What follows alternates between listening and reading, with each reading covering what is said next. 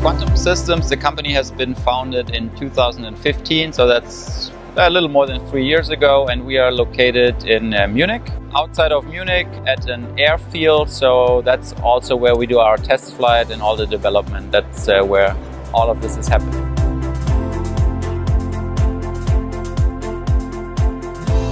My background is I'm a military helicopter pilot, so I know what it means to take off and land vertically.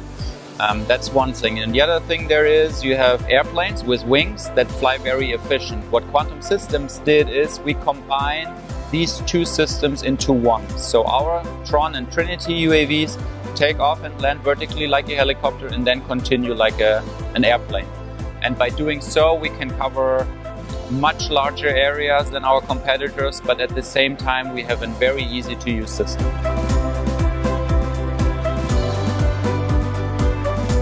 The motivation behind all of this is my passion for everything that flies. I was a young boy. When I was young, I loved everything that flies. I have a military background of flying. My hobby is flying gliders.